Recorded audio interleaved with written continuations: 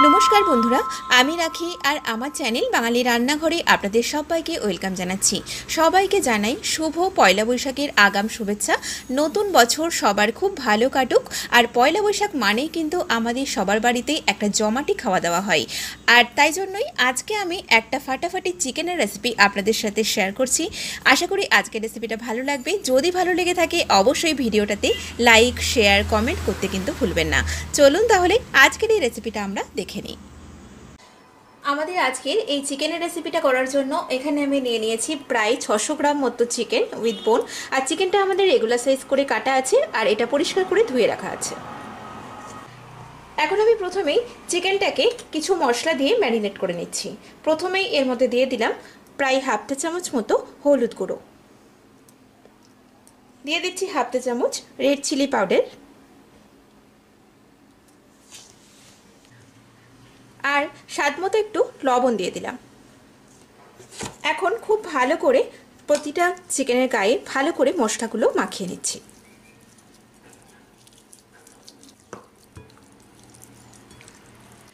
चिकेनटा आमादेर मैरिनेट करा हये गेছে, तो एखन एटाके आमी 15 मिनट मतो ढेके राखलाम। चिकेनटा मैरिनेट होते होते एदिके आमी एकटा मशलार पेस्ट रेडी करे निচ্ছি। एखाने निये निয়েছি आमी 3টে मिडियाम साइजेर पेঁয়াজ এরকম একটু ডিপ বাদামি রং করে ভেজে নিয়েছি। সেটা মিক্সার গ্রাইন্ডারের জারের মধ্যে নিয়ে নিলাম। দিয়ে দিচ্ছি এর মধ্যে প্রায় 10 থেকে 12টা ধুয়ে রাখা কিশমিশ। আর দিয়ে দিলাম 2 টেবিল চামচ টক দই।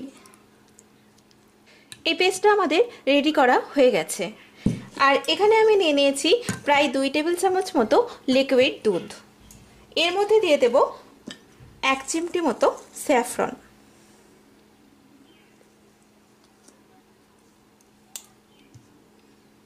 এখন এটাকে এই দুধের মধ্যে একটু ভিজিয়ে রাখবো।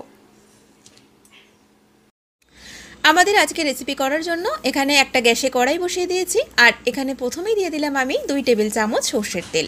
আপনারা চাইলে রিফাইন্ড অয়েলও করতে পারেন। তেলটা আমাদের বেশ ভালো গরম হয়ে গেছে। তো এখন প্রথমেই এই চিকেনের টুকরোগুলোকে তেলের মধ্যে দিয়ে দিলাম হালকা করে ভাজার জন্য।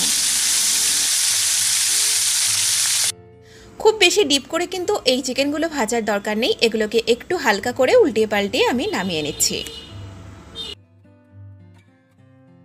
চিকেনগুলো আমাদের ভাজা হয়ে গেছে। এখন এই চিকেনগুলোকে আমি নামিয়ে নিলাম।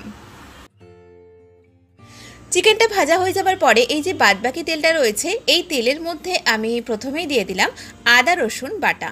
এখানে আমি প্রায় 2 টেবিল চামচ আদা রসুন বাটা ব্যবহার করছি। এখন এই আদা রসুন বাটাটাকে ভালো করে একটু তেলের মধ্যে কষিয়ে নেব যাতে আদা রসুনের কাঁচাটে গন্ধটা চলে যায়। আমাদের এই মশলাটা কিন্তু বেশ ভালো কষানো হয়ে গেছে।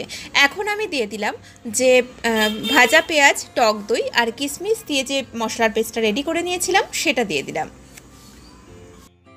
মিক্সির জারটাকে ধুয়ে সামান্য পরিমাণে একটুখানি জল দিয়ে দিয়েছি। এখন আবারও এই মশলাটাকে কষিয়ে নিচ্ছি। মশলাটা আমাদের বেশ ভালো কষানো হয়ে গেছে।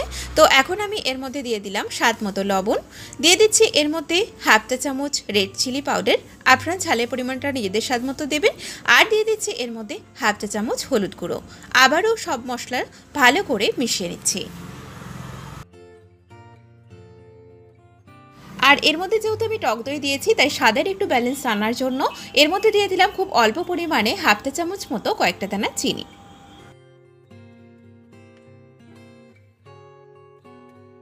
এখন এই কষানো মশলাটার মধ্যে স্যাফরন মেশানো এই দুধটা দিয়ে দিলাম। আবারও ভালো করে এটাকে মিশিয়ে নিচ্ছি। মশলাটা কিন্তু আমাদের কষানো হয়ে গেছে, খুব সুন্দর একটা কালার চলে এসেছে আর মশলা থেকে বেশ তেলও ছেড়ে এসেছে। এবারে আমি এর মধ্যে ভেজে রাখা চিকেনের টুকরোগুলো দিয়ে দিলাম। চিকেনের টুকরোগুলো দিয়ে মশলার সাথে এই চিকেনটাকে ভালো করে কষিয়ে নেব।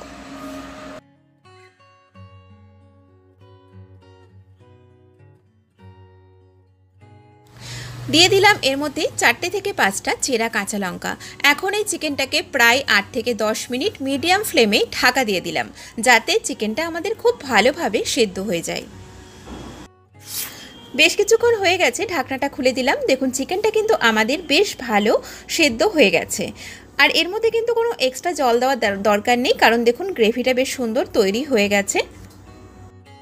এই চিকেনটা কিন্তু আমাদের প্রায় হয়ে এসেছে। তো এখন আমি নামানোর আগে এর মধ্যে দিয়ে দিলাম 2 চা চামচ মতো ফ্রেশ ক্রিম। ভালো করে নেড়েচেড়ে নিয়ে এখন গ্যাসটা বন্ধ করে দিচ্ছি। এটা আমাদের সার্ভ করার জন্য একদম তৈরি।